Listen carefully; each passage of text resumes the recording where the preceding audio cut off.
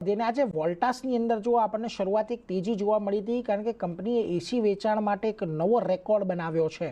હવે શું છે રેકોર્ડ અને કેમ આજના દિવસે આ સ્ટોક ફોકસમાં છે એની વિગત લઈએ સહયોગી શ્રદ્ધા પાસેથી. જી શ્રદ્ધા, જણાવો વોલ્ટાસને લઈને ખાસ શું સમાચાર?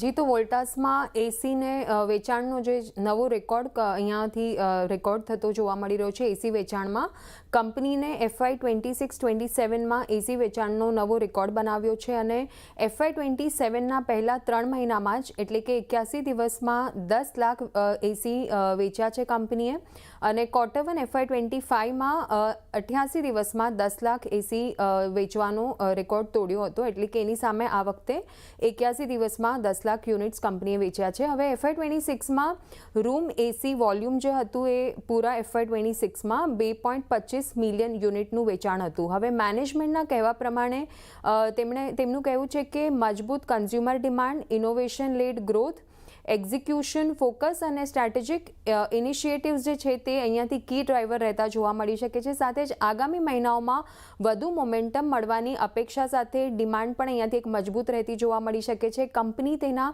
ડિસ્ટ્રીબ્યુશન નેટવર્ક કે જે 30,000 પ્લસ ટચ પોઈન્ટ દેખાઈ રહ્યા છે ડિસ્ટ્રીબ્યુશન નેટવર્ક, એને વિસ્તૃત કરવાનું અને સાથે જ ગ્રાહકનો જે એક્સપિરિયન્સ છે એને વધારવાનું અહીંયાથી ચાલુ રાખશે. અને વોલ્ટાસનું ચાલુ જે ઉનાળાની ઋતુ છે અત્યારે એ દરમિયાન બજારમાં નેતૃત્વ જાળવવા માટે એટલે કે લીડિંગ પોઝિશન મેળવવા માટે કંપની પોતાનું ધ્યાન કેન્દ્રિત કરી રહી છે. તો આ રીતે ઓવરઓલ જે સમાચાર આવતા જોવા મળી રહ્યા છે તેના લીધે સ્ટોકમાં પણ આપણને તેજી જોવા મળી રહી છે.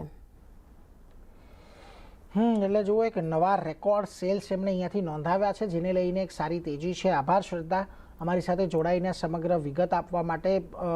તેજસ,